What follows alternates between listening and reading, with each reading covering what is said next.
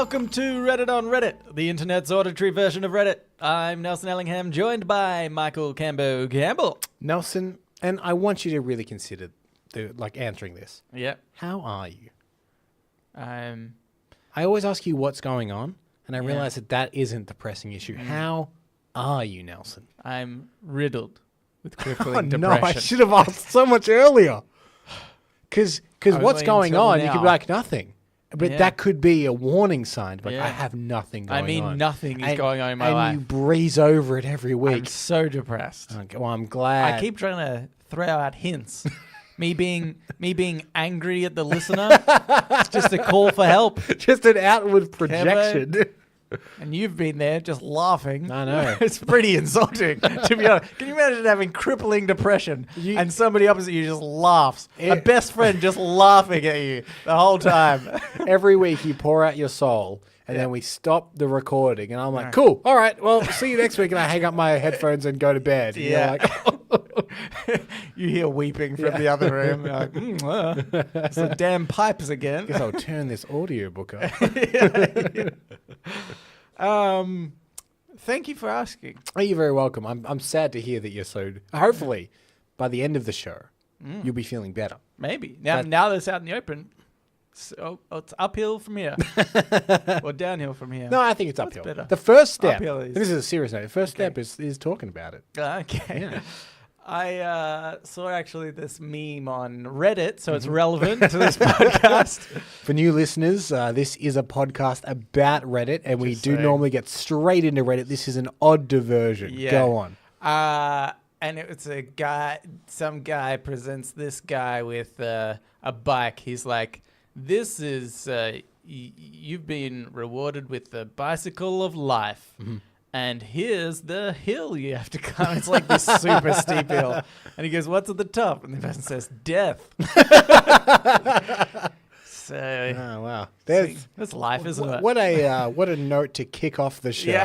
Yeah. Life is a steep hill with death at the end. If by chance you found us using, the podcast app Discover thing, you will have found us under the genre comedy. Yeah. We apologize about that. Will be rebranded under depression, I guess. I don't know. Do people search for that? I want to listen to a real depressing podcast today. Alrighty. How about I get into it, Ken? Please do. This first one is by Tickle This Elmo. And it was in the Casual Conversation subreddit. Sure. I'm going to get so ready, I'm going to take off my jacket. Whoa! Mainly because listen to how loud this jacket is. It's a loud jacket. Crazy. This person said, yep. The heading was, my Hulu account was hacked a few months back, and I let it go because the people who were using it didn't change anything on it. They only watched stuff. And then this happened. Okay. I knowingly had people on my Hulu account who I didn't recognize. I was too lazy to fix it only because all they did was watch stuff I'd never watch. There were 4 different unknown devices using my account. Then 2 days ago, a 5th one showed up and changed my email, password, and account settings to add on everything you can add on. My next charge was supposed to be $50 a month. I had the $11.99 package. I caught it and fixed everything. So good going, 5th guy.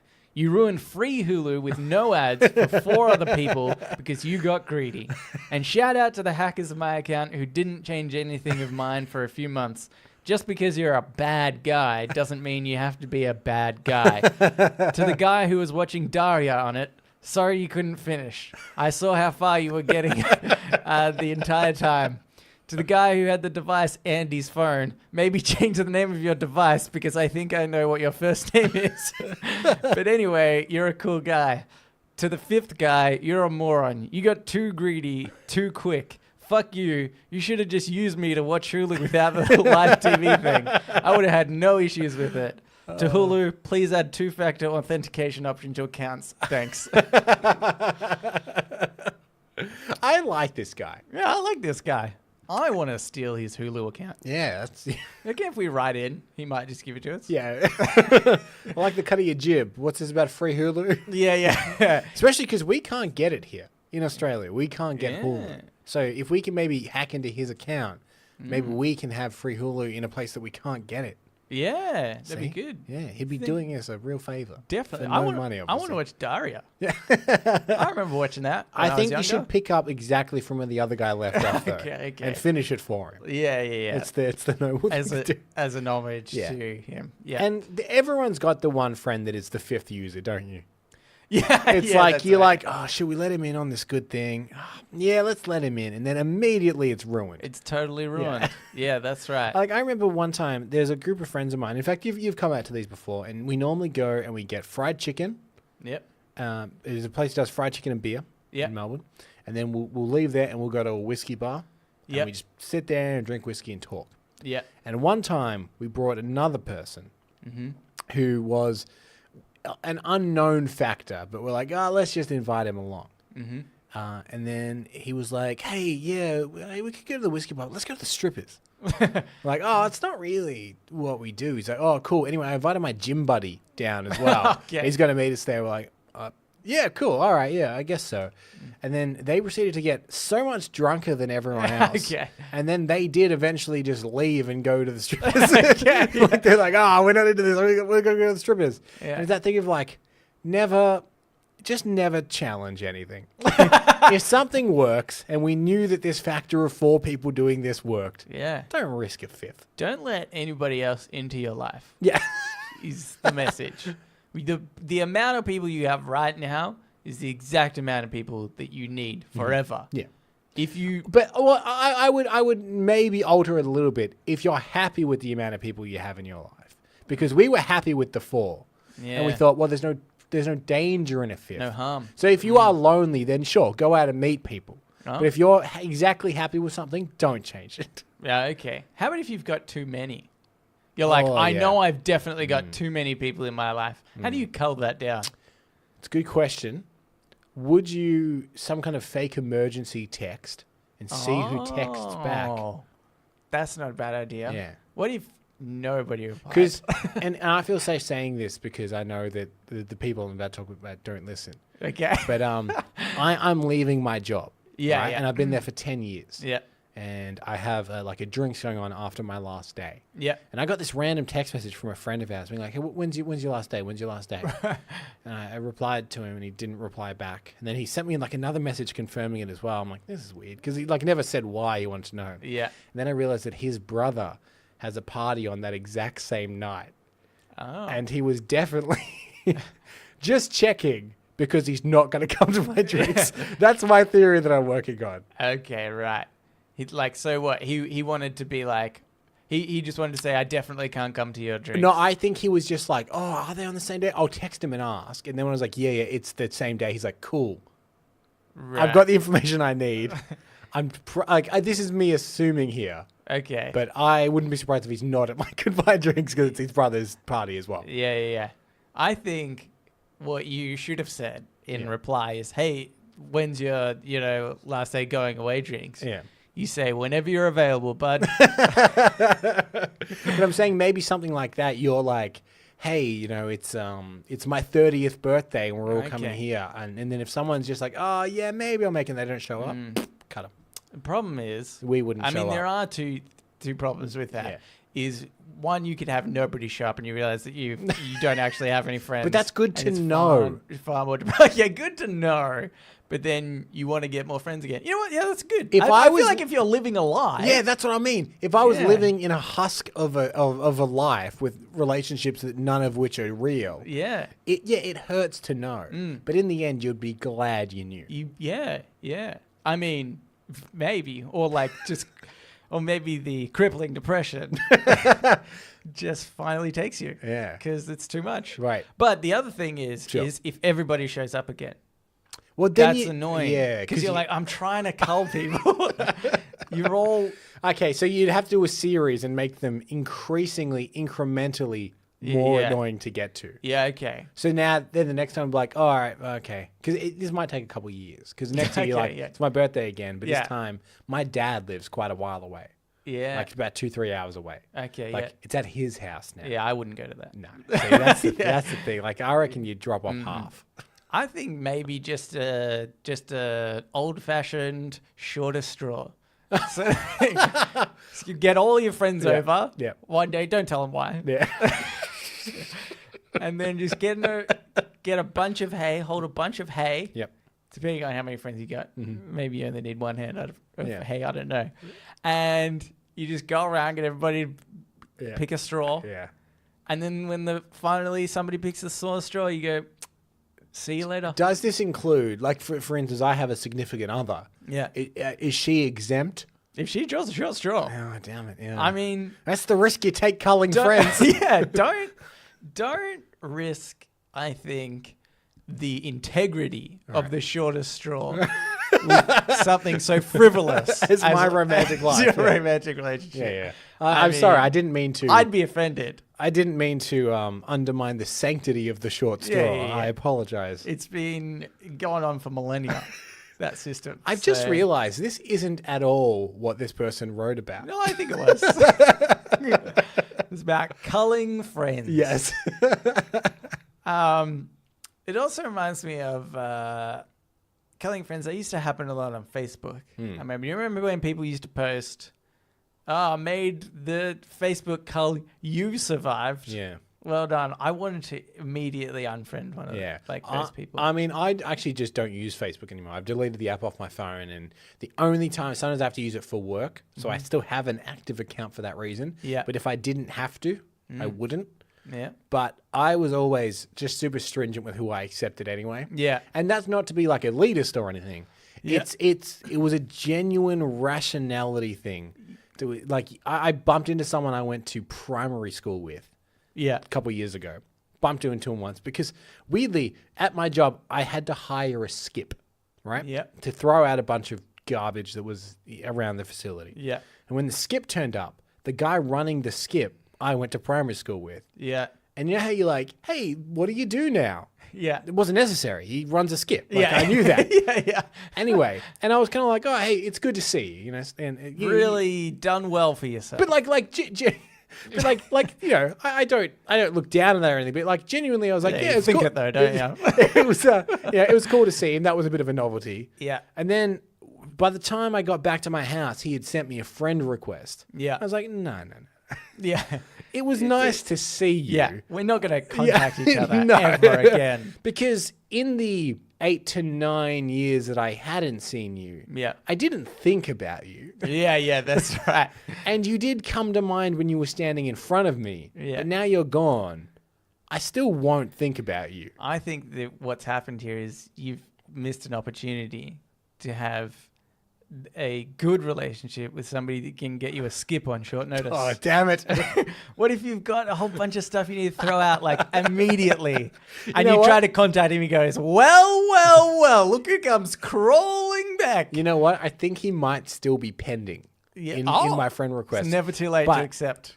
Because if I accept it, will it now then appear on his blog? I think so. Yeah. Remember that request you did 3 years ago? Like, what the hell? Yeah. Do you know, I actually decided that originally I was the same, right? I was kind of like, I'm not going to accept people that I think don't matter to me. And I used to sort of like cull people as well sometimes. And I still do now if somebody, like I had a friend that was very against gay marriage. Right. And I was like, he just posting stuff that I was like, I don't want to see this. Yeah. So I he's making some him. valid arguments and he's starting to win me over. Yeah, that's right. Oh, I better be safe and get rid of him. There are problems with gays now that I think about it. Ignorance was bliss. Right. And what if I become gay because I know gay people? He says that's how it works. But otherwise now I'm like, kind of for the same reason in a way. I'm like, what is the harm in me just accepting the friend request? Like I very rarely will go and actively add somebody. Yeah. If somebody adds me, I'm like, all right, whatever. Okay. Like I saw you, you're a friend of a friend, you decide to add me. Like, okay, what's the worst thing that can happen? Look, that's probably potential podcast listener. Well, yeah. See, that's probably a pretty good attitude to have, really. Yeah. You have, and this is, I feel like our personalities in this one factor are kind of inverse. Yeah, where you're true. quite like, hey, what's the harm? Try it anyway. And Yeah. I'm like, no, people are the worst. Fuck people. Yeah. So, yeah, you know what? I actually totally get your rationale. Yeah, and it's yeah. probably a good way to live your life. Because I think in person, I'm very much like, I'll be friends with anyone. Yeah, I don't judge anyone before I meet them or anything like that. At least I try not to. Yeah. I'm sure people Unless they're kind of... delivering skips. Oh then you my know they've gosh. made... They've, Scum. they've, I said to him, I said, hop in the skip, mate. yeah, because you're trash. But yeah, like I always just feel like I'm not anyone. I think that like there's people that crave, I think, big followings and stuff like that, especially on Instagram. Yeah. There's like this thing of like, if I have a couple of thousand people following me, that is somehow my self-worth. Yeah. And maybe it's because I do run profiles that do have a lot of followers, so maybe I get that like that little like kick that whatever it is anyway that I don't need it in my personal one. I'm not sure. Right, yeah. But I've that's just true. never felt the need to In fact, have people follow me that like why Yeah. I actually... this is Cambo on Instagram, just in case you want to follow that's me. right. It doesn't mean a lot to me. I actually think with what you're doing, because you do it for like work. Yeah. I sort of think that when you get followers, that can be a little bit more validating in the sense that like you are trying to, I guess influencers are kind of the same. Yeah. But it's like by getting more followers, you're like, oh, I'm doing the right thing. I'm creating content that people enjoy enough to follow. Yeah. So I think I can sort of see that you can actually be, quite proud of your like self-worth by what you're putting that's out. true. Yeah. I mean, although like I don't know, I think there's a line though at a certain point, right? It's like if you're just I don't know, posting pictures of you at a cafe every day, well, you're probably not as I don't know. Well, the thing is, like, in my job, I've had to work with a lot of people, and they're just individual people that have huge followings. Yeah. Right? And there's a couple of things I noticed. One is a lot of them get stuck into one thing that they become really known for. And if they ever try anything else, it doesn't work. So, for instance, I was talking one time to, I think her name is Hex. She's she used to be on the show Good Game. All right. And is blonde head? Yeah. Oh yeah, she's pretty well known in the Australian video game scene. Yes, yeah. Yep. And she was saying, she's like, anytime I post a picture of me, just like doing something, it's like double the amount of likes as to when I post a picture of anything else. Right. That I'm just interested in. Like I'm in Rome and I take a picture of the Trevi Fountain. Right. Yeah. No one cares. Yeah. They just want to see me all the time. Yeah. And it's that kind of thing. It's like, so I guess she has to keep doing that, even if that's not necessarily what she wants to do that one time. Yeah. And the other thing I sometimes see, and this wasn't true of her, she was actually very good about it, but there are people that it so obsesses them that they can't kind of be present anywhere because they're constantly thinking about what's the next Instagram moment. Or that if they're at an event, say, the event's neither here nor there. What is the picture they can get from the event that's going to get the most likes? Yeah. And they just never look happy Yeah. whenever I see them. And I've always been like, man, I just don't want to live that way. Yeah. That's Like I sometimes as a joke, I make my girlfriend take a photo with me at a media wall. And that's just because we realized a little while ago we don't have many photos together. And I think it's funny if all the photos we have together are kind of like corporately sponsored media walls. This is date night. So like we went to a screening of the movie Pet Cemetery a little while ago. And I made her take a photo with me next to the Pet Cemetery sign. Just because, I think it's funny. Yeah. But there are people that are genuinely like they won't get off media walls until they get that shot, and I just don't want to live my life that way. Yeah, that's right. And I think I read something recently as well about influencers where they were saying this one influencer with like almost 2 million followers or something like very prominent. Yeah, they were trying to sell shirts. Oh yeah, they only sold 36. Right. Oh, that's even more than I thought. Yeah. So 36 to 2 million people, if theoretically. And one comment that I thought was brilliant, I think it was from, it was like another influencer type person, but they sort of said, well, you have followers, but you don't have people that are interested in you and what, you're interested in. Yeah. And they're saying you're better off having half the amount of followers, but your Instagram account or whatever is representative of all the things that you like and love doing. And you'll have people that are way more engaged with you because, it's not going up to every media wall you can and getting the photo because some people will like to see you next to a cardboard cutout of Thor or something like that. But it's like if you just really into, say, the superheroes or something, and so your Instagram is like mainly you with superhero stuff because that's what you love and that's what you want to do, then you probably won't get as many people, but everybody you get will be inherently like have that joined enjoyment. And I think there's another fold to this as well, which I think is very true of. You see a lot of like, I saw some news articles about it, and they were like, I see influencers, they're not worth their money, right? Because she has 2 million followers and she only sold like 36 shirts. Yeah. But if she's good at social media and running her profile, and obviously she is because she gets a lot of followers, that doesn't mean she's good at marketing. Yeah. So if she just didn't market anything and then had this link up maybe somewhere on her profile. Yeah. Yeah, you probably sold 36 shirts. Yeah, that's But right. if you had someone that was super good at marketing, and some of these people are, then you sell, like look at any of the Jenners or the Kardashians and all the stuff they sell through their profiles. They're really good at marketing. Yeah, exactly. That's the difference. Yeah. And I think sometimes that element of marketing is to be more blunt about it. Because I think buy sometimes, this product. Yeah, I think sometimes it's like, oh, well, I don't want to seem to be a sellout. Yeah. So I'll just wear the shirt that I'm trying to sell, but I won't say where you can buy it or anything. Yeah. And it's just like, oh, hopefully in the comments, people are like, oh, hey, nice shirt. And then, then I can post a link to say, oh, yeah, you got it from here. But sometimes it's just like, hey, buy this shirt. I created it or something like that. And in fact, in the spirit of being overt, and we should move on. This has been going for This ages. has been going on for such a long time. In the spirit of being overt, and we will move on after this, right now in your podcast app, hit subscribe. Right now. Do it right now. Right now. If you do it, we'll move on to Ask Reddit. Huh? Have you done it? Have you done it? All right.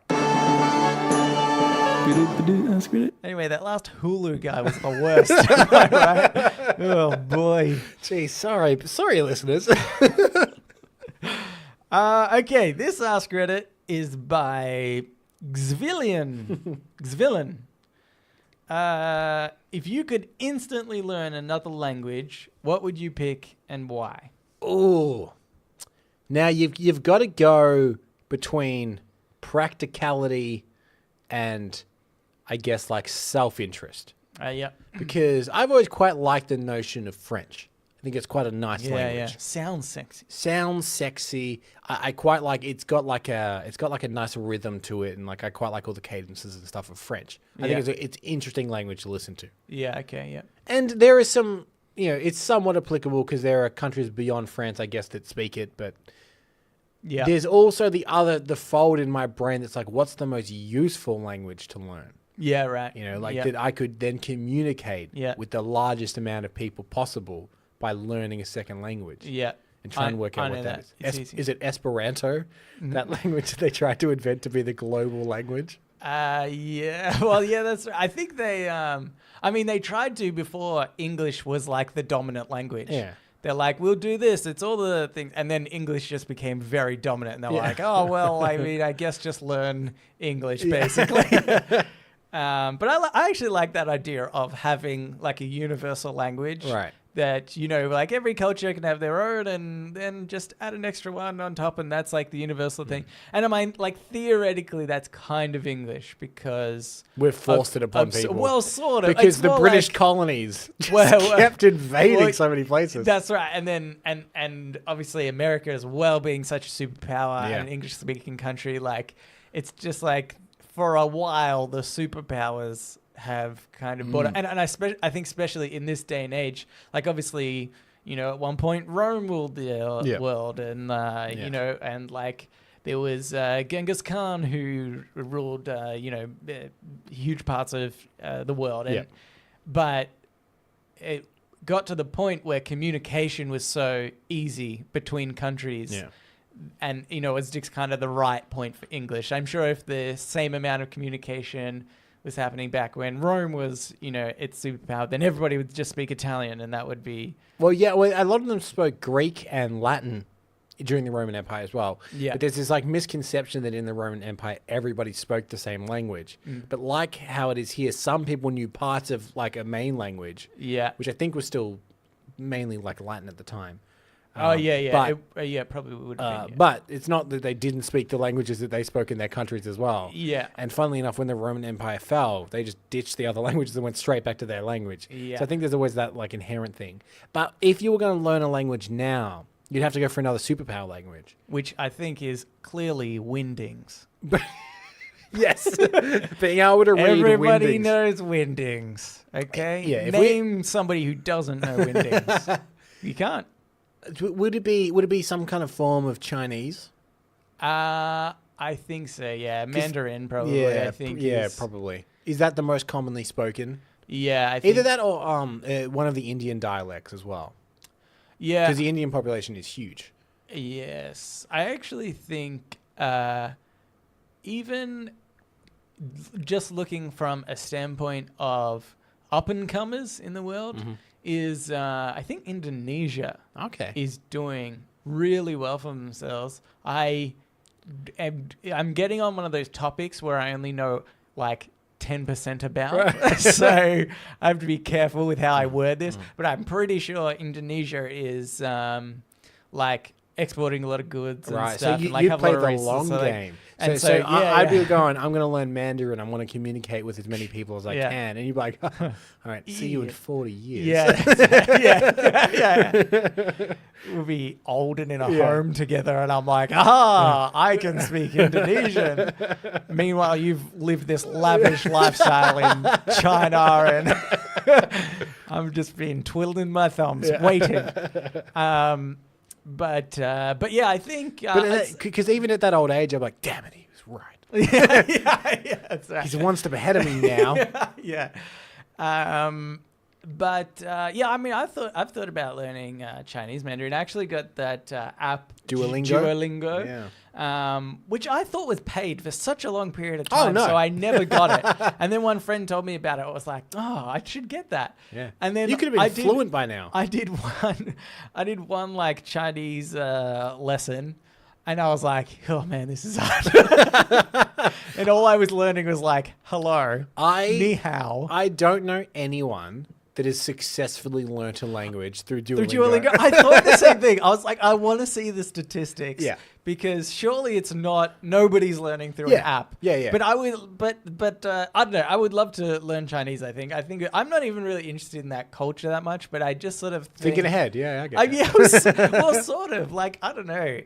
Is that a weird, sort of selfish thing to do? Part of me is just there's a lot of, Chinese-speaking people in Australia. Yeah. And I think that it You want to know what they're up to, yeah, right, I get you. When I'm on the bus and they point to me and they start speaking Chinese, I want to know what they're saying.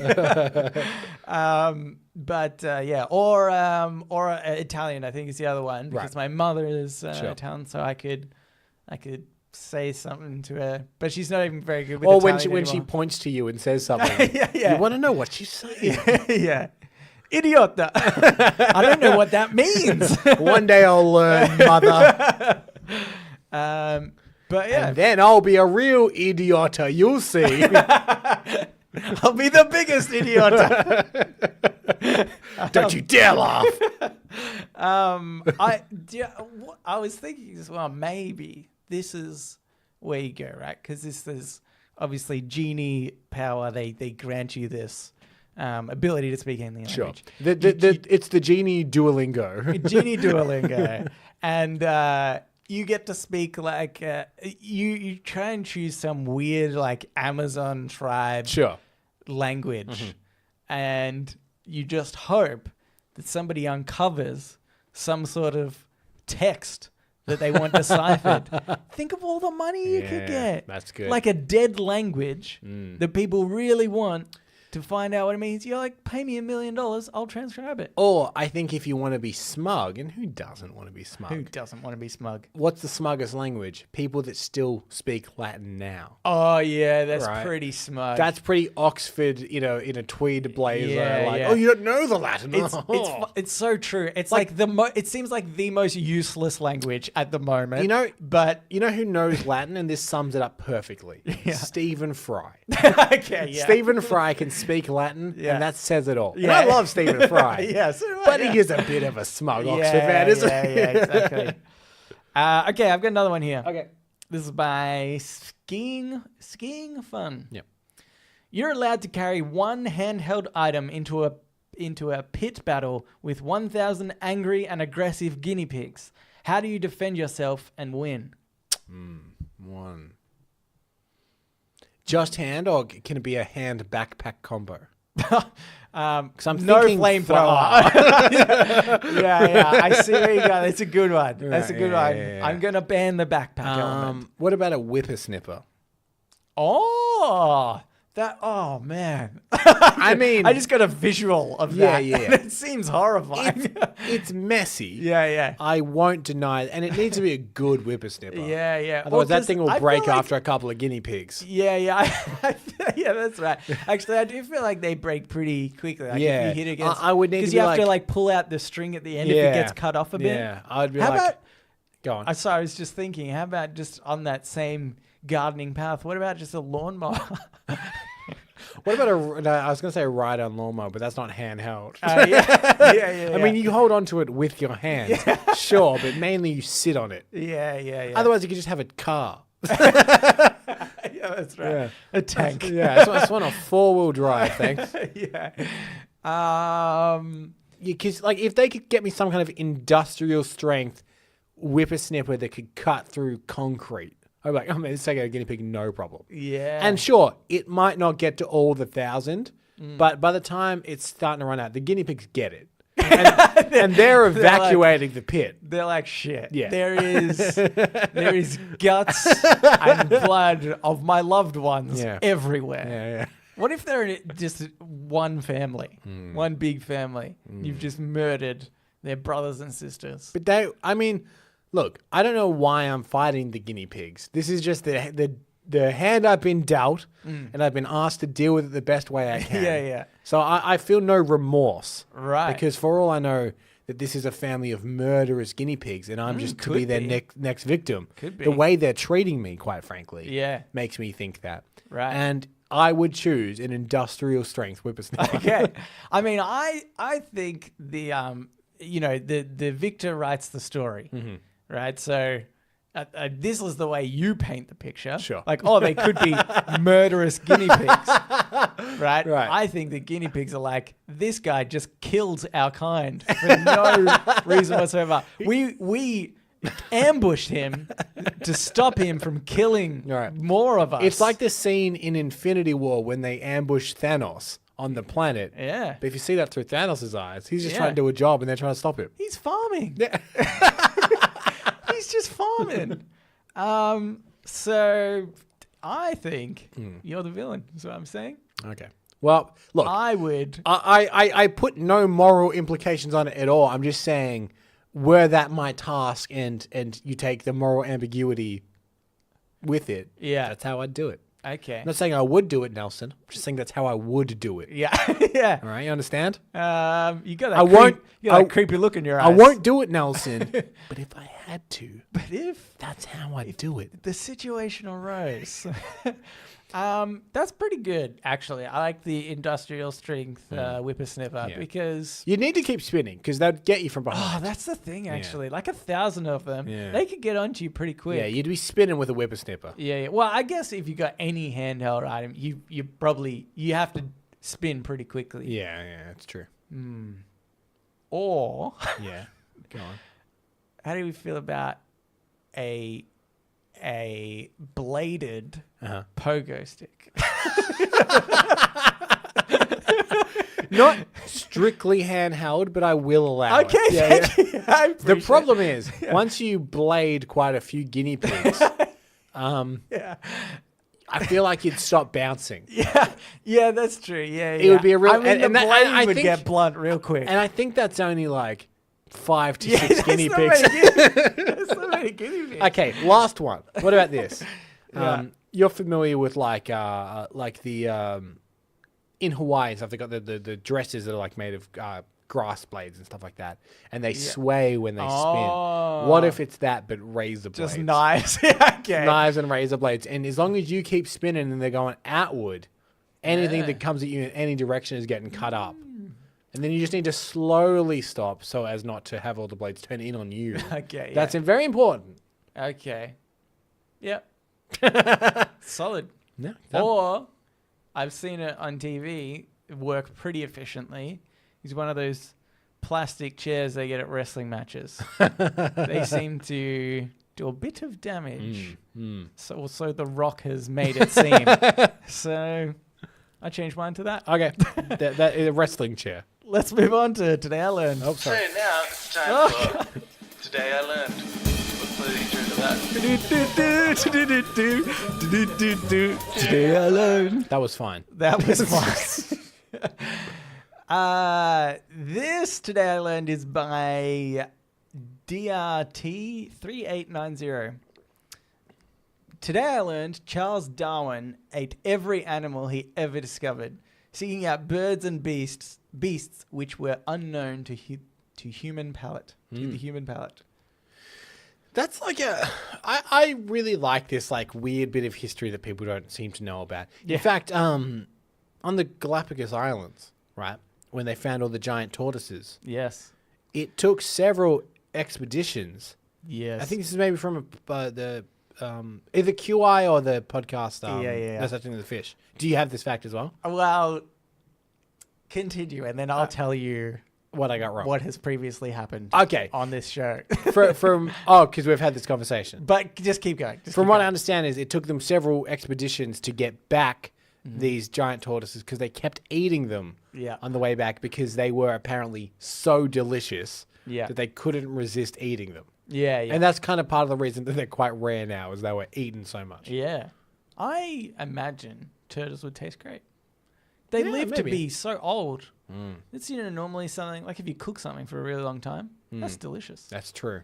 What if it's just alive for a really long time and then you cook it? My God. Yeah. Because you can taste all those life experiences. Right, yeah. The thing I was going to say was, so we've spoken about that on the show before, and I vaguely remember Amanda writing in and fact-checking us and saying that that's not true exactly. Okay. I can't remember in what context, but whatever. Look, the point is he ate turtles. Yeah. Oh, he ate a lot of things. Well, he ate everything. He ate everything. I respect that. Like, I'm not going to,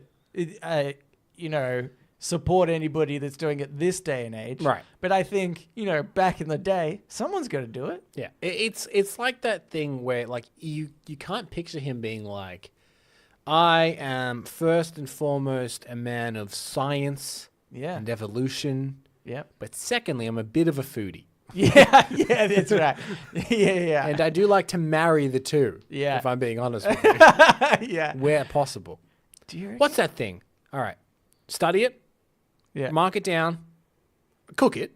Obviously. Cook it. And Eat it. Mark it off. All right. Cool. Yeah, that's right. He's kind of like an anti-Noah's Ark. He'll He eat did two the of every. opposite. Yeah. We're going to try a male and a female just to make sure. Just in case, you never know. Who was it that I like... mean, we eat chickens and not so much roosters, right? Yeah, and it's like there are animals that we eat that people are like, it tastes better if they're young. And how did that come about? Yeah. Well, that's what I'm saying. It's people like Darwin. I appreciate it. Okay. He did. He went around. He ate everything. Yeah. It's like things like I don't know. What's like some of the weird things that you're like, why have people eaten this? Like, I don't know, chilies or something. Sure. And, but somebody did it and was like, and tried all the rubbish plants too. Yeah. There are plants out there that are poisonous. Somebody had to figure that out. I appreciate that person that like was like somebody had to do it because otherwise we'd never know.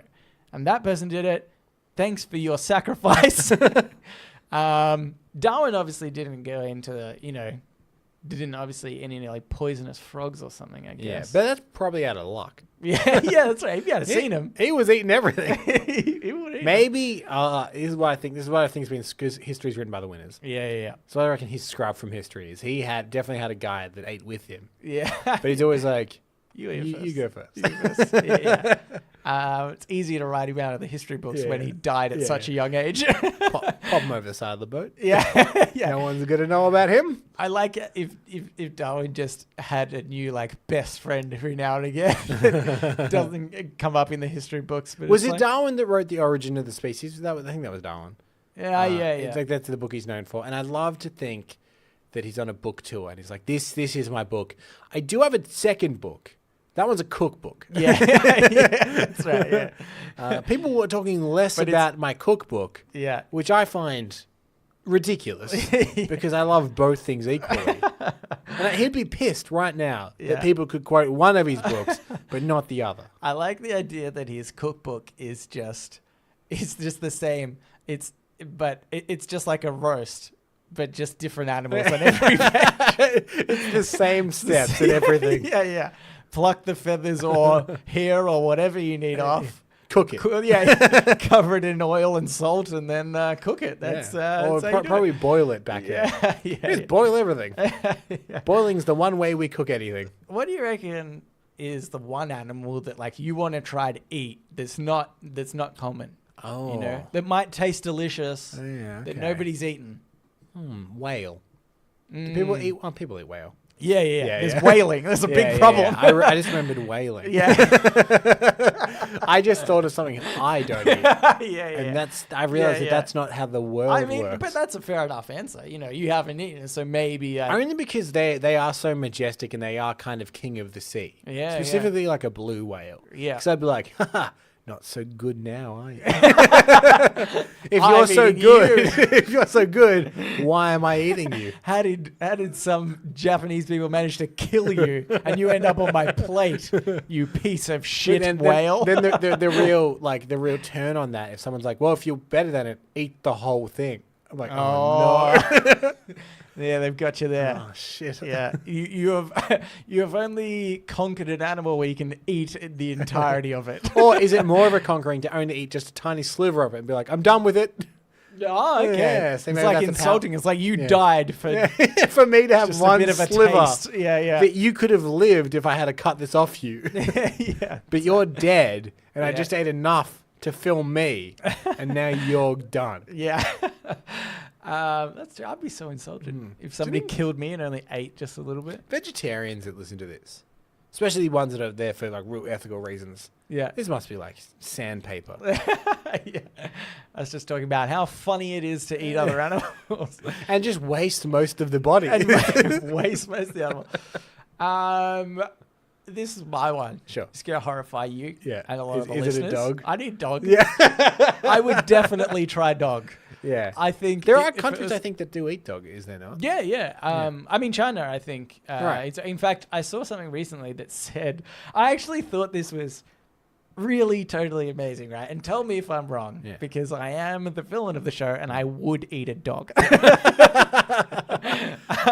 And you always said the cuter the better. Yeah, that's right. If they have those quote unquote puppy dog eyes, I'll eat those eyes. Yeah. Put a bit of soy sauce on those. What an off-putting show we're doing.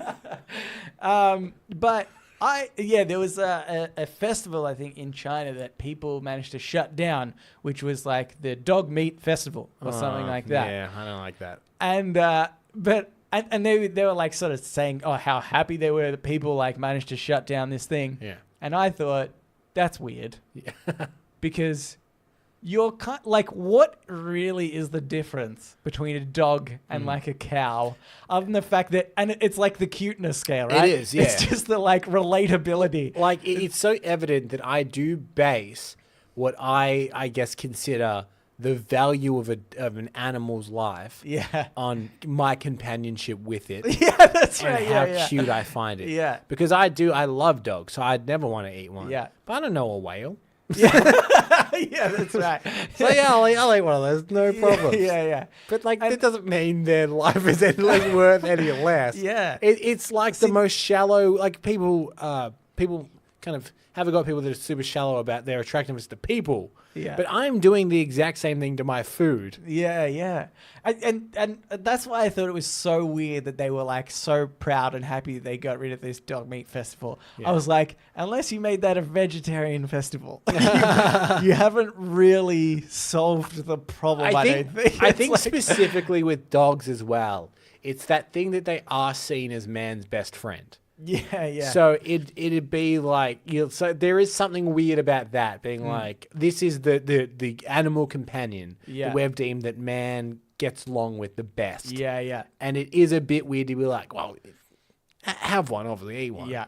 So I But understand but that weird thing, I but also you're right. think- Like when you think about it from a satellite point of view, Yeah. looking right out, you're right. Like Yeah. it's I think if you're against the dog meat, it's like, well, you should be against all animal meat, Right. really, theoretically.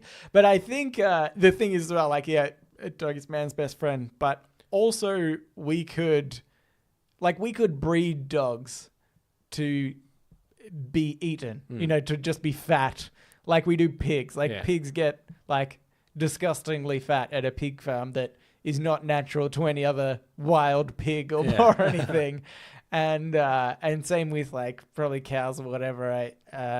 I know pigs definitely, but probably cows too. Yeah, and chickens, everything else. Yeah, chickens actually. That's true. Like they sometimes. just I mean, it gets really horrible. I know this is already an off-putting show, but sometimes when they put steroids in chickens' food, they become so fat that their little legs actually can't handle their weight. Yeah, yeah. And they just can't move. Like their legs break and they can't move. Yeah. It's horrifying. But Yeah. that's the kind of thing that you just have to, I guess, when you're like us, monsters, yeah, yeah. just And have to really want to eat chicken. have to be ignorantly bliss about.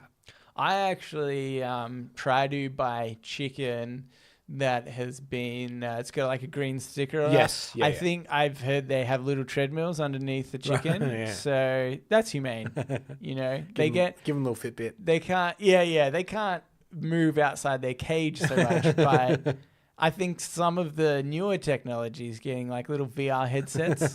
So it looks like they're on a farm, It's expensive. That's a real quality of life there. Yeah. Oh, it's double the price. But I'll pay for it. Okay. But anyway, eat dog is what I'm saying. Just eat a dog. Right. You've just absolutely put up your statue permanently as villain of the show.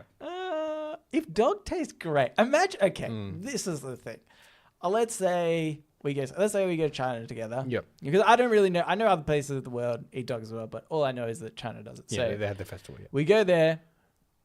I eat dog in front of you Yeah. while you're mortified, and I say, Cambo, this is literally the best meat I have ever eaten, ever. Yeah. Ever. You don't see the dog. Uh-huh. It could be any other meat. Uh-huh. Would you eat it? Maybe. But I do think though that even if you gave me mystery meat, right? And then I'm like, this was delicious, and you're like, that was actually dog. I still think even if I loved it, I wouldn't eat it again. Okay. You know what I mean? Yeah. Okay. Yeah, I can see that. Like I once Actually, had a that's deep fried Mars bar, right? Yeah. Yeah. And objectively pretty tasty. But I would never have it again. You're like, because hey, I know how don't bad do that it to is. Mars bars. Okay. Let's move into shower thoughts. Shower thoughts, shower thoughts, shower thoughts, shower thoughts. This shower thought is by Honey Mole Man. Although he gets a lot of flack, Oscar the Grouch is arguably one of the most important characters of Sesame Street, helping viewers understand that kindness is not guaranteed by everyone, and even unpleasant people deserve respect. And is that his actual purpose, or is that what someone's read into him? I think that's what somebody's read into it, Right. but I don't know. That could be the truth. Sesame Street is quite good at trying to like Send a message. and it's specifically like a message of all different kinds. It's not just about like the letter of the day to help with reading and stuff like that. So I know things like that. Yeah, And like they deliberately tried to make the human cast kind of diverse.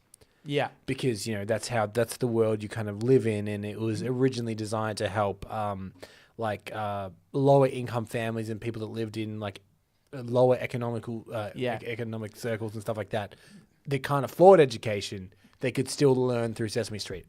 So it wouldn't actually surprise me if Oscar the Grouch was kind of to represent. There will be people you run into that are kind of shitty.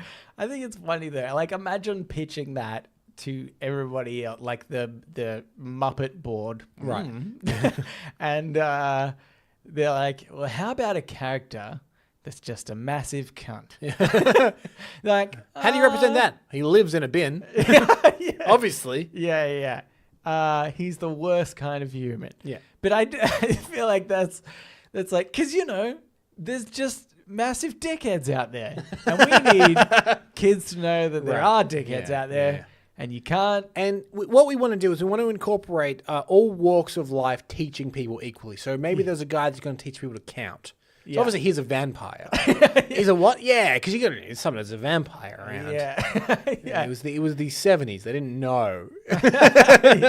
Yeah, that's true. And there's going to be a monster that loves cookies. That's what leads me to believe that Oscar wasn't necessarily meant to represent something, because they're like, right, so sometimes people are they're a bit grouchy, but they still deserve respect. So got to add that. Yeah. Sometimes there's a giant bird. Yeah. So obviously got to incorporate for that. Vampires too. Yeah, there wasn't so much thought into the process of these characters. Yeah. And also, Oscar lives in a bin. Cut him some slack. Yeah. You know what? Maybe they're not looking roses for Oscar right now. I'd be pretty bloody grouchy and he's if still I was putting up with your shit. Could you imagine everybody being around you being real happy when you're living in a bin? Yeah. That would just be the biggest slap in the face. After all of it, they're like, "Oh, Oscar, you're such a grouch." Because that's the difference between Oscar the Grouch and those two guys from the Muppets that complain about everything. Because they look very well-to-do. They're at the theater once a week seeing shows.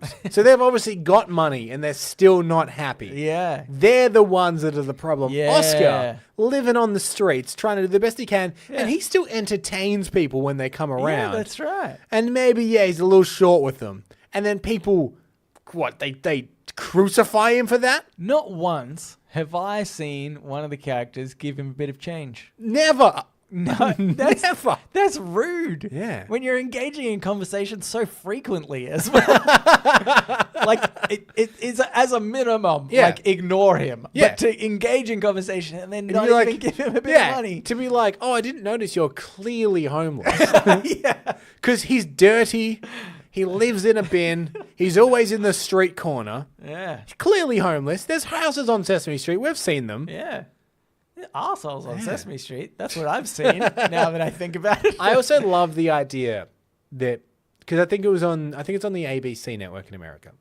Mm-hmm. Maybe I've got that wrong. PBS. It's on PBS. They've gone to PBS and like, we want to do an educational show and we want to teach maybe kids that can't afford education and stuff. We want to teach them how to read and how to count and things like that. There'll be a cast of lovable characters like Grover and Oscar and Elmo, and they're going to teach them. Like, that sounds great. Like, cool. We'll start making the puppets. Like, what? Wait, back up. Or they got the pilot back and they're like, what is this? What?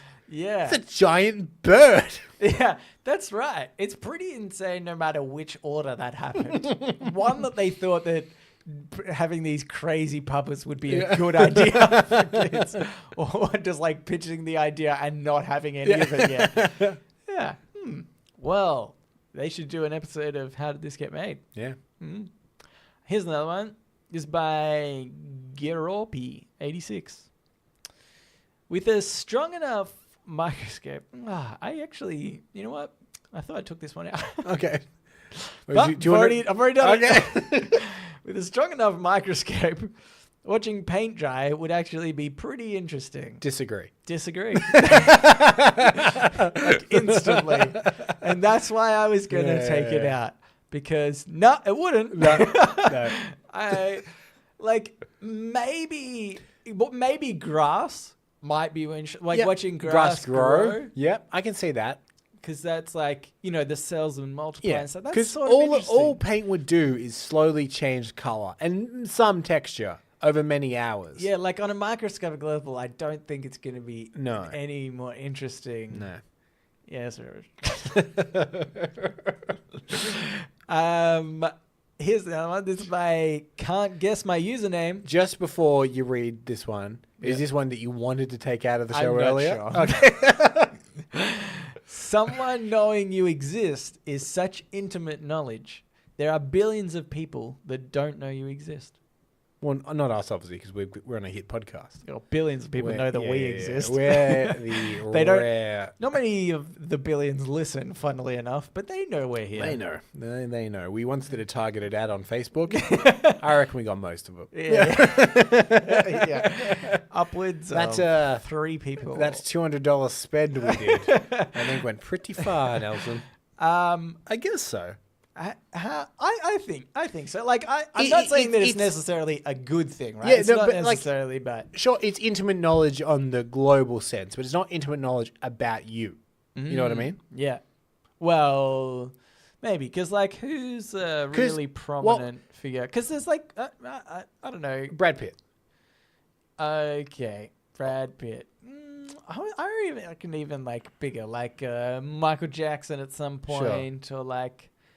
I feel like you know a bit about that person, like when you get crazy levels of fame,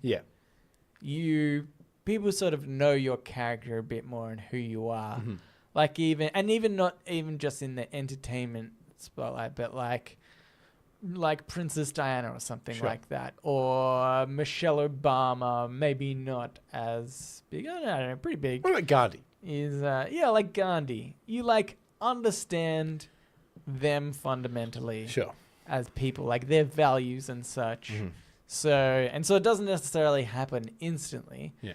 But I think if you're in the spotlight for long enough, they do have kind of intimate knowledge of the type of character that you are. Sure. But I would say that this is saying, like, the fact that someone knows you exist is quite an intimate piece of knowledge because there's so many billions of people. They're one of only maybe a few hundreds or thousands maybe that know that. Yeah. So that's a very small percentage. But that's not an intimate fact about you. Knowing you exist is the first thing anyone would know about you. You know what I mean? Yeah, yeah. Like, you heard this guy Nelson? Okay, first thing I know, he exists, this guy Nelson. That's literally the first thing anyone will ever learn about you. Yeah. But see, I sort of get that. I sort of think that's cool. I think it's interesting. It would be interesting to just be like, hey, all of a sudden, overnight, everybody just knows you exist. Yeah. Nothing else. They just know you exist as a human being. Yeah. I think that's kind of an interesting concept. That's true. Yeah, yeah. Like then maybe I could sell some merch on Instagram. Upwards of 36 merch. Yeah. How do you think you get the most people in the world to know you? Let's say in like a shortish period of time. Yeah, you got to kill someone real famous.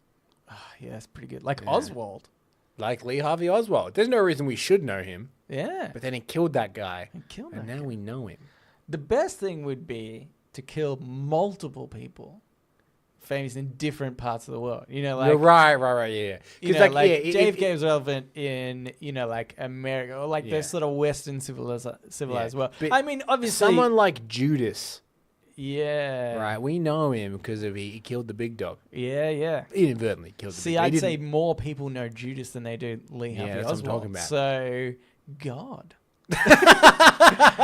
It's the next logical... Can you imagine the dragging this corpse? Who's that? God. Oh my God. We killed him. That's Reddit on Reddit. Readit. What do you mean we're under arrest? We killed God, so the commandments no longer exist. Yeah, guys, Kill anyone. Obviously, don't kill us. Oh yeah. Don't do that. We're often sacrilegious, but that's the most sacrilegious thing I've ever said. You think killing God is Yeah. And just being blasé about it for fame. Yeah, I mean, I'd do it, obviously. But that would put us in a paradox because that would prove that he exists. Oh, damn it. Yeah, that's true. I mean, that would be a challenge in itself. Just for God to convince us that he was God, only for us to then turn on him. Like, okay, you're 100% God. All right, let's kill him.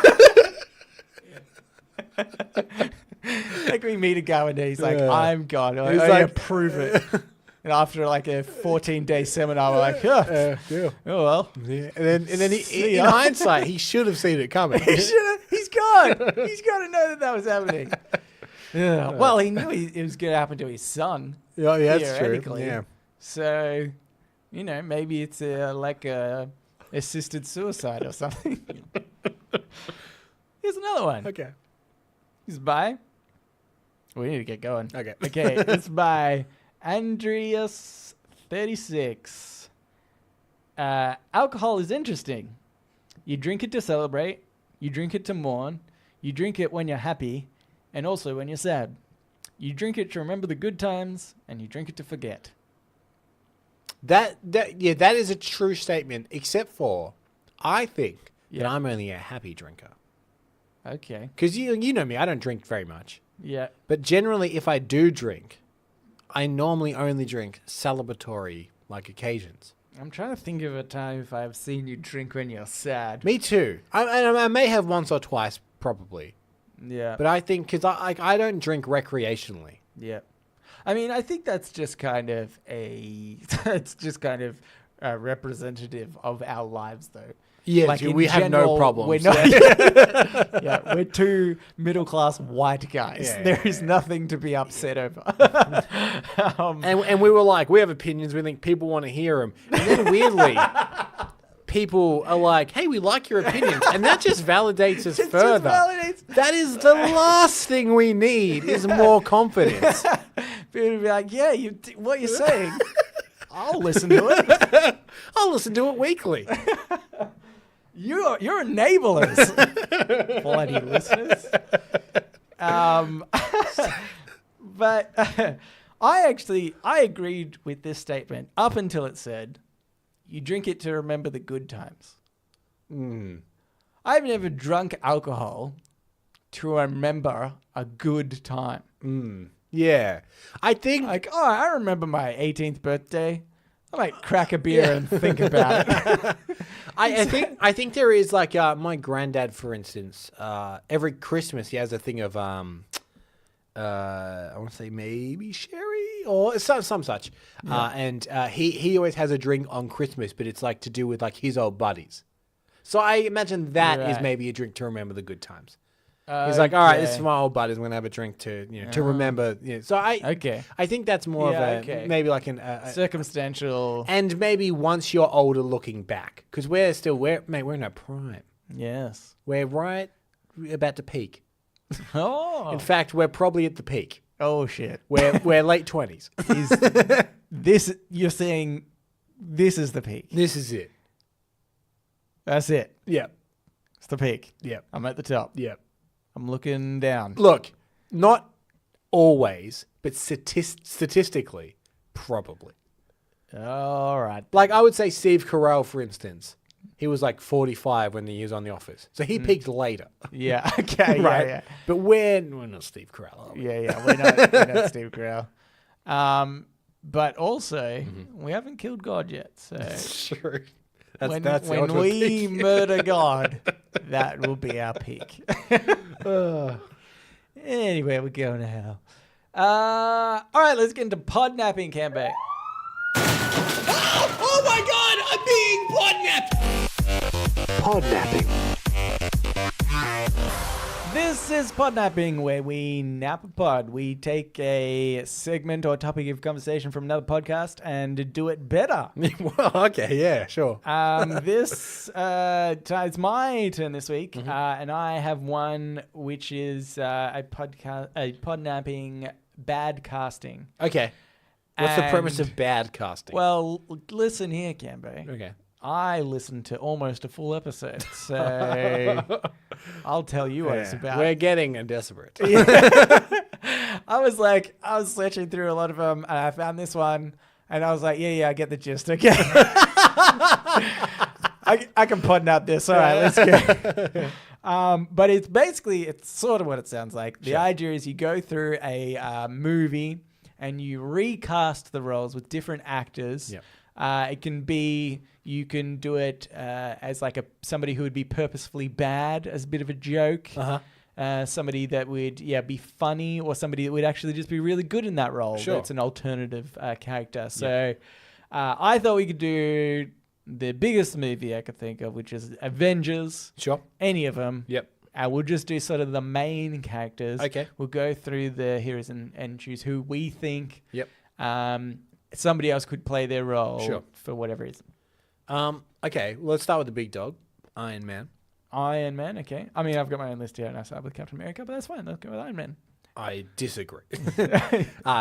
And I'll say, let me throw to you some potential casting that almost happened. What do you think of them? Oh, okay. So this, I think, is fairly well known on the internet. But before Robert Downey Jr., the person that they really wanted to play Iron Man was Tom Cruise. Oh, yeah, I can see that. Yeah? Yeah. I mean, I'm glad it didn't happen. But you can picture it. Definitely, like the Playboy style kind of.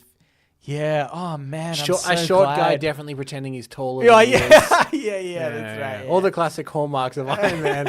And, like, you can picture it. But because Tom Cruise is well known for loving practical real life stunts and doing his own stunts. Yeah. And I think that the character that has the least of that is Iron Man, because once the mask goes down, he's completely CGI. Yeah, exactly. And I want to know what Tom Cruise would have done to make it more practical. You know what I mean? Interesting. Yeah. He would have to make a real Iron Man suit. Yeah, he would have been like, I'm flying an Iron Man suit. I'm for real. Just like at the moment, he's filming the sequel to Top Gun. Right? Yeah. Okay. It's called Top Gun Maverick. And then production was delayed because they want to work on making the aerial fights as good as possible. So it was delayed almost a year. Oh. And I went, he's definitely learning to fly a plane. Yeah. If they're delaying it a year, he's learning to fly a plane. There's no other reason you play it that long. And he's like, what do you mean I'm not flying? Shut it down. Do you know what I always think about that sort of stuff is I've heard, I don't know where I've heard this, but I know there's this thing of like when actors do their own stunts and things like that. One, like delaying movie shoots, and also when do their own stunts, they cost people their jobs quite often. And the production company would have to pay so much more insurance. Yeah, that's right. So it's like you're actually doing this in a really selfish way. Yeah, like you want the limelight. Yeah, people have spent their life trying to become a stunt actor or whatever, and you're just going on and be like, no, I'll do it. You know what this is the equivalent of? Listening to almost an episode of a podcast, being like, I've got the gist, I can do it. That's kind of what actors do to stuntmen who have trained for ages to be a stuntman. Like, yeah, I get it, I'll give it a go. Yeah, what assholes. Okay, who else was meant to be cast?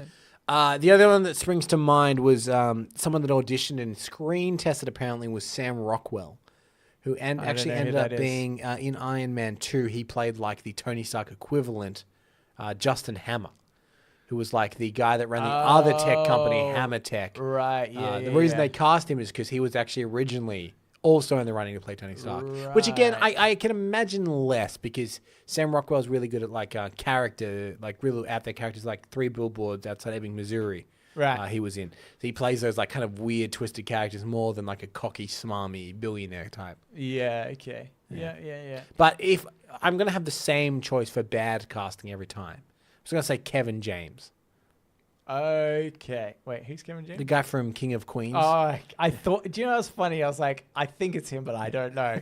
Yeah, that's terrible. Okay, I'm gonna go for a more serious role. Sure. Leonardo DiCaprio, maybe. As Iron Man. Actually, maybe he's more like. Yeah. I'm gonna say him for Iron Man, only because like he kind of does the billionaire thing. I don't picture him as like, even though he is in real life, he doesn't give me like Playboy vibe of like I got always having a martini and a cigar. because I think about Gatsby. Okay, yeah, sure. But he's just pining over people in that movie. He doesn't go to the parties. He sits in the room or on the end of the dock with the green light being like... Yeah. You know what I mean? Yeah. Okay, fair enough. I take it back. Though, if we're talking Gatsby and superheroes, what if Tobey Maguire was Spider-Man? What do you think of that? Ah, that's brilliant. Yeah, thanks. All right, what about Captain America? Captain America. Well, Leonardo DiCaprio, obviously. Yeah. I mean, I did actually think like possibly him. I can And then picture him more as Captain America, yeah. And then I thought Brad Pitt also, I think. Brad Pitt, yeah. Like in his heyday, Brad Pitt would have been great. Yeah. You know? I mean, what am I talking about? He looks great now. he does look great. I wish I looked like I him. know. He's like 55 and he looks better than me. Yeah. And we're peaking. Yeah, that's right.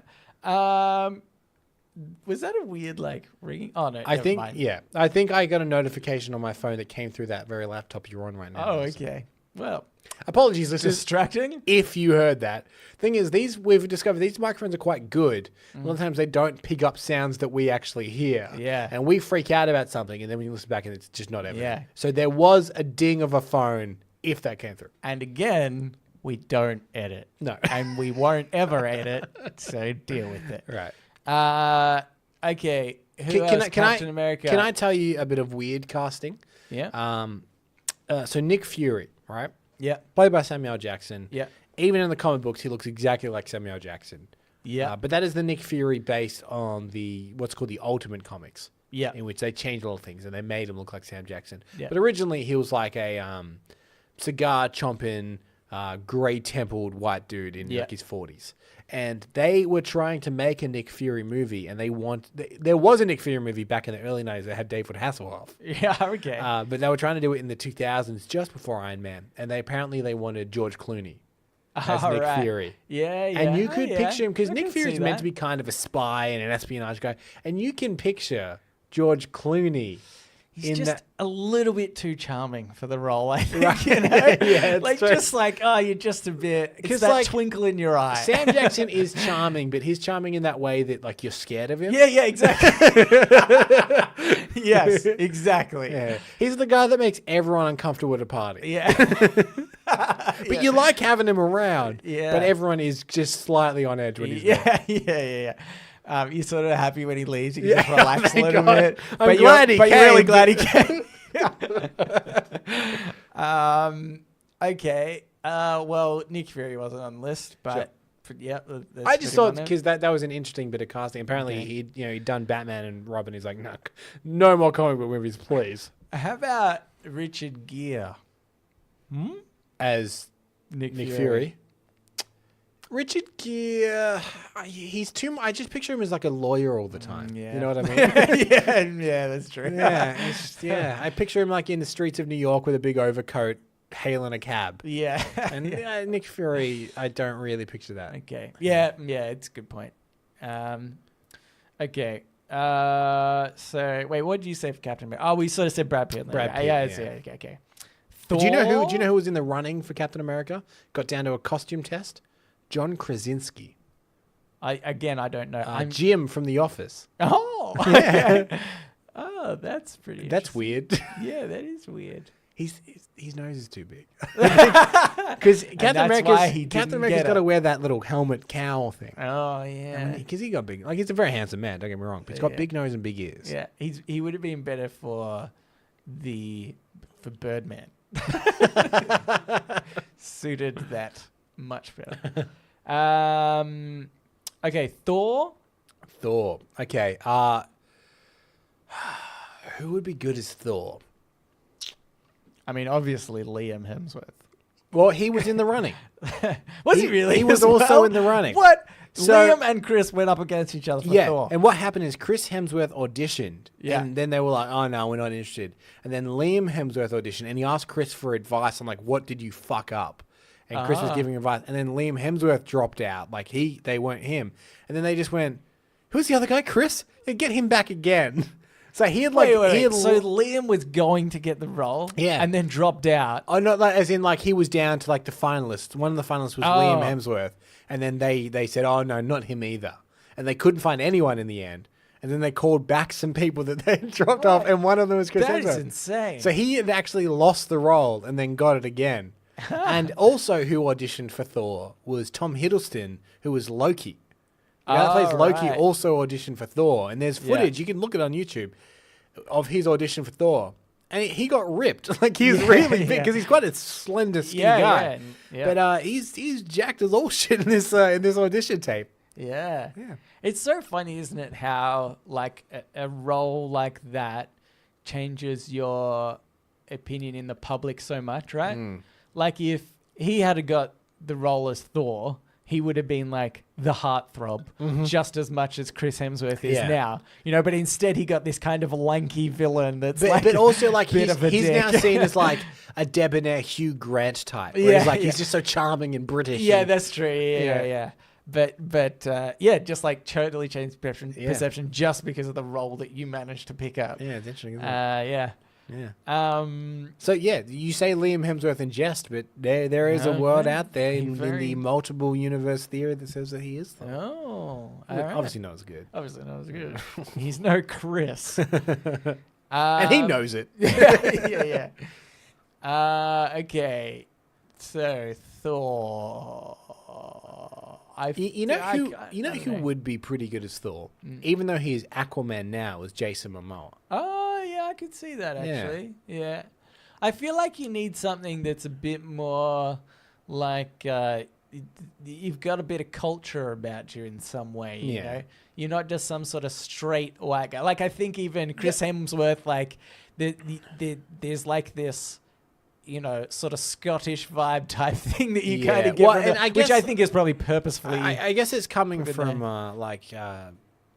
Norse mythology. So I guess they're supposed to be like it's very purposeful, Nordic and things like that. Yeah. But yeah, I mean, you put that. I think you need. Well, I think you need. But I sort of think in the same sense, Jason Momoa would work for that. Yeah, you kind of. Because what you need is Thor needs to clash with the Western culture that he interacts with. Yeah, that's right. And so you just need a different culture for him to clash with. Yeah. I reckon that's exactly right. Yeah. There's just like something a little bit different. Let's be honest, Aquaman is just sea Thor, isn't he? Yeah. Well, that's true. Yeah. It's got the royalty and everything. Yeah. Or Sean Connery. As Thor? No, yeah. In his heyday. No, I want current day. Sean Connery. Okay. Yeah. He doesn't know what's going on. Who would play Odin? Chris Hemsworth. Yeah. Okay. The Hulk, but not actually the Hulk. Because Bruce Banner. Because CGI. Yeah. Who would play the Hulk? CGI still. I guess you need a kind of a meeker guy. You know, like, because Bruce Banner's always, you know, he's meant to be the polar opposite of the Hulk. Yeah. So he is quite, you know, you need somebody like a little bit nerdy. You know what? Yeah. Then Jim from The Office might work a little bit. John Krasinski. I think John Krasinski would make a really great Reed Richards from the Fantastic Four. Because Reed Richards is supposed to be kind of arrogant and a little smug, but very smart. And I think John Krasinski has those elements where he's a little smug and whatnot. Yeah. But he does look like he's way smarter than me. Yeah. That's because he's way smarter than me. Yeah, because he's a millionaire. Is that Flame guy, by the way? Is that? No, that's Stretchy guy. Oh, Stretchy guy. Okay. Yeah. He doesn't seem like a dad, though. I don't get a dad vibe The from more him. I see of him later, like in A Quiet Place and stuff like that, yeah. I do get the dad vibe from him. Okay. You know what I mean? We're going really late into the episode. We haven't Okay. even gone into A-Mate. We're going to do the next few real quickly. Okay. You will get one name each. Black Widow. Kevin James. Okay. You lose. Okay. Oh, This is who I think, right? Yeah. And this is actually the only person that I pre-thought of. And I reckon should be really good is Emma Watson. Oh, yeah. Yeah. Okay. I reckon I could totally see her pull that off. Yeah. I guess she hasn't done much action for us to know how she Yeah, handles yeah, herself. yeah, but but- yeah, like she's... But I think she's like a good actor in general. Yeah. Actress. Sorry. No, I think actor is the better It's term fine. because you're not relegating their gender to their job. Is an actor meant to be male? But like, I think a lot of people's argument with is getting off topic again is should there be best actress and actor because it's really the same job and you're splitting out to genders. But then the other argument is like, but then it'll always just be a man. Yeah. So it's a way of I don't know. Anyway. But yeah, I think she'd be good. Because I think she's pretty smart and I reckon like, I don't know, I just reckon she could pull it off. Yeah, I think she'd in be a pretty good. weird way. In a weird way. In a weird way. Who else you got? Name a. Oh, from Black good Widow. female. Well, again, almost cast was Emily Blunt. Oh, yeah, okay. Again, the wife of John Krasinski. So Yeah. all comes full It's circle. all She was cast and she pulled out. Oh. So it was going to be her. Okay. Hawkeye? Nah, it's Jeremy Renner, man. It's just Jeremy Renner. It's It is weirdly, no one else. it's just Jeremy Renner. It's just, sorry to not play this game very well, but it's Jeremy Renner. I put Doctor Strange. It's kind of Doctor he's kind Strange, of an almost extra. Joaquin Phoenix from Walk the Line. Oh, He was okay. very, very, very nearly cast. Yeah. Apparently, the only reason he wasn't is because he didn't want to sign up for like 10 movies or whatever. he signed Okay. up for. Yeah. Um, Okay. I can't picture it as much, to be honest, because he seems genuinely really weird in real life. If you watch any of his movies in the last like 10 years, he's lost his mind, and I love it because he's great. Like he's playing the Joker now. Yeah, That's the kind of character he plays. Yeah. Where it's like Joaquin Phoenix is the Joker. Like that makes perfect sense. Yeah. He does seem like he might put on clown makeup and murder everyone, and I can't quite picture him as Doctor Strange. Yeah. Okay. Yeah, that's true. How about again? I think when he was a bit younger, maybe Hugh Laurie. Okay, sure, I can see that. Or if you were making the Avengers in the 90s, Keanu Reeves. Oh, Keanu Reeves for all the roles. He's just the best you know actor. what? I've heard, seen a lot of fan art and people petitioning that they want Keanu Reeves to be the new Wolverine. He's one of the only characters I can't picture him in. Yeah, I do. Because I get he's very good at killing. yeah. And that's probably the connection. Yeah. But I can't picture him as Wolverine. That's one of the only characters I can't picture him as. Wolverine conveys too much emotion. Yeah. Which is funny because Wolverine doesn't really have that anger. much emotion. He's just angry. But still, it's more than Keanu Reeves can convey. I love the guy. I think he's such a... There's a subreddit about him. It's just like... It's just people running Keanu into being him. awesome. So I think that's it. Yeah, and it's just like I think he is genuinely just the best person in Hollywood, hands down. I don't think there's anyone that's better than him. But he is not a good actor. He needs roles that are very specifically tailored to him. Neo in The Matrix, it was it was an emotionless role. Very good in it. If you think, hey, we're being mean to Keanu Reeves, and again, we love him, but go onto YouTube and look at his scenes from Bram Stoker's Dracula. All right, That's all I'm going to say. Okay. And if you did it, write in and let me know your reaction. Yeah. Well, maybe we could put it on our social media pages. Okay, let's do that. Remind me afterwards. Or you do it. You do something for a change, buddy. We'll see. Okay. Anyway, okay, so we did bad casting pretty badly. But you got the gist. Well, you got the gist. I got the gist of that. And now let's get into Ask Me Anything. Okay. Where listeners of the show, just like you, listener, can write in and ask us anything you want. We actually got quite a few in this week. Yeah, it's true. We've had we've been inundated by emails this week. Yeah. So if we don't read yours this week, we do have them saved and we will eventually get to them. to it. Yeah. But also, keep writing in. 'Cause it's like a good problem to have. I got one here from Hazim. He says, gentlemen, first off, your scores from the last episode. Nelson, 16 apples. Cambo 23 oranges. I cannot believe I lost by such a landslide. Well, the thing is, because he's obviously comparing apples to oranges there, but I Yes. do have more.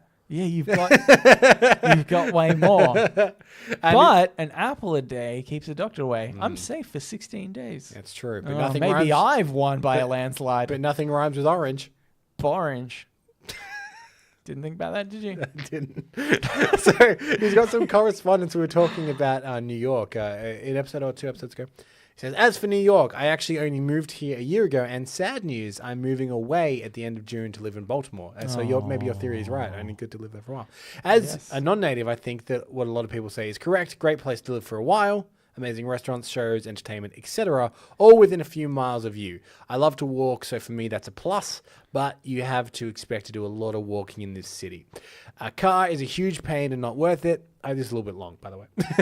And That's I pay fine. I'm finding it interesting. I don't care about the other listeners. USD a month for a little one-bedroom apartment in the Upper East Side, and for that, it doesn't come with AC. I had a kitchen in which I can touch all the walls without moving, and a single washer dryer in the basement of the building is coin operated and shared by all. Kind of feels like loving. It says loving. It kind of feels like loving back in college again.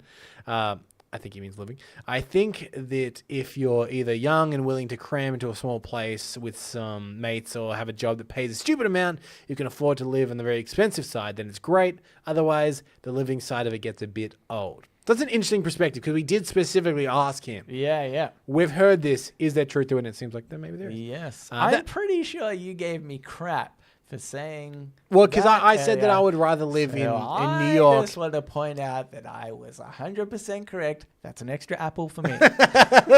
17 apples. That being said, I'm very glad to have lived here for a while. It was a great experience. That's an orange for me. Oh, shit. I think that's 2 oranges for you. So he says, still hoping for an answer of the AMA I sent in last week about what you guys say during the Today I Learned segment. So we actually have his original email. Yes. He actually did send this in, but again, we were a little inundated, so we found it. Nelson and Cambo, first of your names, kings of the anecdotes of the bored women and men, nappers of pods, breakers of fact checkers, lords of the 6 podcasting segments. Quick question this week. What are you guys saying at the end of the Today I Learned intros? It goes, and now it's time for Today I Learned. And then it sounds like, what do you think of that? But I'm pretty sure that's not right. Hazim. Do you know what it says? I know what it says. Yeah, I believe. realized the other And day. I'm pretty sure we'll both say I think, and then we'll play it just so people can hear it, I think. But now it's time for Today I Learned. And because this is a callback to our very first episode in which we had no theme songs. Yeah. And you on the fly were making them up. Yeah. And you said, now it's time for Today I Learned. Let's hear the theme for that. No. Is it not? I think it's, and what's the intro for that? Oh, okay. And then I say, "Ba-do-do-do, So Okay, so I'm sort of saying like, oh, what's the intro? Okay, and so- then I give it a whirl. So now it's time for Today I Learned. And what's the intro for that is what we think. Let's hear it. So now it's time for Today I Learned. Let's play the intro to that. Oh, it's hard to say. It's hard to say. No, okay, it's definitely let's play the intro to that. No, it's not. Listen. Okay. So now it's time for Today I Learned. Let's play the intro to that. I think we need to go back to the very first episode because I'm pretty sure I remember saying, what's the intro to that? Okay. Yeah, I'm hearing let's play the intro to that. Can you do it again? No, I don't. So now it's time for Today I Learned. Let's play the intro to that.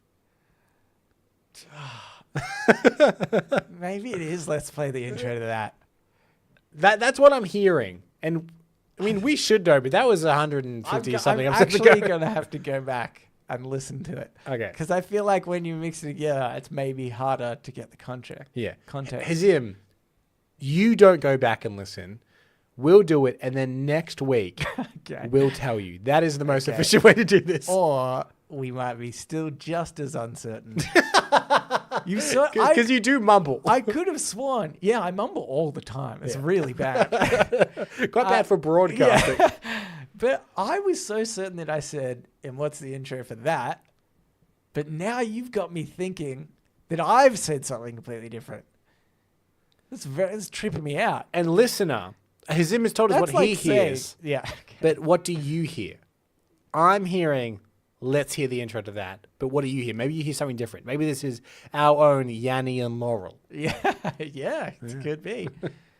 No, this is seriously like somebody saying, your name's been James your whole life. And me being like, no, I swear it's Nelson. Pretty sure it's Nelson. And then I listen back to the episode. It's like, hey, I'm James Allingham. Welcome to Reddit on Reddit. I'm like, oh my God, I'm being James Allingham this whole time. I'm going insane. Yeah, that's a good metaphor. Okay.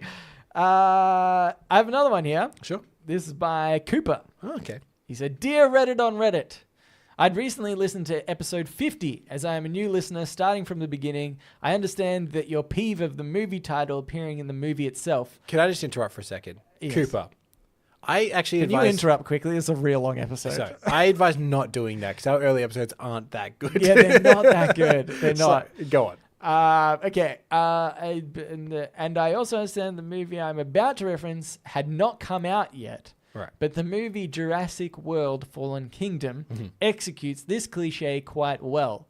What happens, spoiler alert, is Dr. Ian Malcolm appears in a court case about the Isla Nublar dinosaurs. Yep. In the beginning of the film and at the end of it, he reappears in the court and states a perfect summary of the movie that exhibits 3 cases of parallelism. The closing words of the movie were, Welcome to Jurassic World. This references A, the beginning of the movie, B, the releasing of the dinos onto the mainland, and C, the very first film of the franchise. I realized the last thing as I was listening to said episode. All in all, it was very well executed. What I would like to ask you is this. What is your favorite character in a movie that isn't a human? Mine would definitely be Blue the Velociraptor. Okay. Lot to unpack there. First, I'm going to say, I do... you're wrong. Cambo is what I'm translating. Yep. The genie gave me the power. Yep. I've translated The Genie Duolingo. Genie Duolingo. I've translated polite speech into hate speech. Right. Okay. He's saying, Cambo, you're wrong. Right. And you have stupid opinions. Well, because... What would you like to say, Cooper, who's written in? Cooper's still 100 odd episodes away from hearing this response. Yeah. That's true. I'm interested to know, because we do talk about that film, I remember, when it comes out, I think we briefly talk about it. Right, I didn't even remember. Yeah, okay. And I didn't think I saw it. no, my opinion wasn't great on it. Yeah. So I am interested to hear whether once he hears that he's a bit disheartened. Okay. The fact that we're like, what a shit movie. But that being said, like what you like. Like that, I'm a big advocate of just because someone else doesn't like something doesn't mean you shouldn't like something. Yeah. And Blue the Velociraptor, right on. Like that's cool. Like I think I said to you earlier, I used to post a lot of movie trailers for my job. And I didn't realize that people loved Blue until the trailer for that came out. Yeah. And everyone's like, oh my God, what if Blue dies? I was like, when did Blue become a thing? Yeah. As far as characters I like that aren't humans, I don't know if this is a bit of a cop-out answer, but I've always been a big old fan of R2-D2. Okay. Because you can tell a lot about R2-D2's personality despite the fact he doesn't talk, he doesn't do anything. Yeah. Because he's a sassy little thing, R2-D2. That is the nerdiest answer you could have given. Oh, there isn't another nerdy answer that beats R2-D2. That is the maximum level of nerdiness. Right. No, nothing. I can't even. I'm trying to rack my brain for another. You can't do it. I've never claimed not to be... R2-D2 is the best. If we're talking... No, it's not even humanoid, actually. He's played by Kenny Baker, though. That's true. Played by Kenny Baker. Yeah, I don't doubt that. Your nerdiness exceeds you. Yeah. I think okay, yeah, that's pretty. I understand what you mean though. Yeah. He does have a lot of personality for a robot. Yeah. But I mean, technically, humans design robots, right? Even in that world, a human must have designed that robot. Yeah. So counts as human. Sorry? I don't think that's true. I think it's technically correct if you think about it. Right. But then in that way, humans bred Blue the Velociraptor into existence in Jurassic World. Human? No, obviously not. Dinosaurs came before humans. Yeah, no, but Blue specifically was cloned by humans. How do you know that Blue didn't clone all the humans? I don't. Jeez. Oh my You've God, done it. Blue is gone. And you know what we're planning to God. All right, so I had the nerdiest answer of all time. Okay. Who's your favorite non-human character in a film? Non-human. Let's see how human they are. Obviously Scooby-Doo. Not really. Not at all. I can't even really. You could technically say Thanos. Oh yeah. He's a non-human, completely CGI character. Well, is Thor then? He's not human either, technically. He's played by a human, though. I think, because Thanos is completely digital. Right. Okay. So I think that still counts. But Thor, played by Liam Hemsworth. I think that I don't even know. Can I go for animation? Okay. Yeah. The ladybug in the Bug's Life. The one that's No, actually, no. The caterpillar? twins. Yeah, the twin right. Oh, the caterpillar. little- I think they were. No. The twin, they're like dung beetles or something. Yeah. Yeah. Tuck Uppity, and roll, I think. Uppity, hey. I remember those guys. You know what? Definitely those guys. Now that I think Nelson, about it. that is such an obscure reference. People will know it. Of all the Pixar films that people know the least, A Bug's Life is up there. No way. That was like the number one that like hit them off. In Hit Pixar off. 1998. Yeah. I'm doing one of those meme posts that kids from the 90s will know. Write in if you don't know. Here's the thing about those two dung beetles from A Bug's Life. Here's the thing about how old everyone is. And I'm going to make everyone feel really old now. But when The Incredibles 2 was coming out, my girlfriend, she got younger cousins. They're like, 9 and, I don't know, 6. I don't know. Yep. Sure. I don't know if that's true. Anyway, she was like, hey, do you guys want to see The Incredibles 2? And they're like, no. And she's like, what do you mean? They're like, we want to see Hotel Transylvania 3. She's like, what? And then you realize they weren't alive when The Incredibles came out. The Incredibles is like 15, 16 years old. But in their lifetime, there's been 3 Hotel Transylvania movies. Yeah. That is their franchise. You know that is their A Bug's Life. They would love A Bug's Life. Well, it's a great movie. And those dung beetles. I don't know, Nelson. I'm more of an ants guy myself. No one is an ants guy. You got... you're an ants guy and you're an R2-D2 guy. Nothing says charisma like the voice of Woody Allen. All right. I think... that's the show? That's the show. Sure. Thank you for writing in to us, Cooper and Hazim. And you're welcome, dear listener, for this bonus-sized episode. It's really long. It might be our longest ever. Wow. I don't know. You're welcome. We meant this. It didn't feel that way until it just happened. Yeah, not for us, but people listening to that first bit where we ranted about Instagram influencers. That went on for a long time. People are feeling that. This is going to get the least amount of downloads. Anywho, if you would like to write into us, you can do so. Reddit podcast, READIT podcast at gmail.com. Yep. You can also reach us on Facebook, at Twitter, and our subreddit. They are all READIT podcast. I just want to state, it's my week for podnapping next week. Yeah. And obviously I have heaps of shows I want to podnap. Yeah. So I don't need them. Yeah. I don't need them. Yeah. But if you want to suggest one, don't. Again, I don't need it. Don't. But if you want to, them. I do need them. So wait until the week after. If you want to write in. So he's saying right now, he's pretty much agreeing with me. No. What I'm saying is... He's got some. I don't. I'm telling you right now, I don't have a Podnapping segment. So wait a week and then write in with one. It's a long episode. Let me get this out.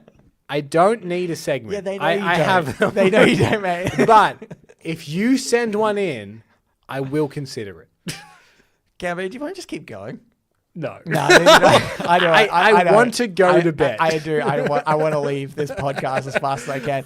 But I do want to say something very quickly. Sure. 2 things. One is, please rate us on whatever podcasting app you're listening to us on. Yeah. And subscribe if you're not already. Yep.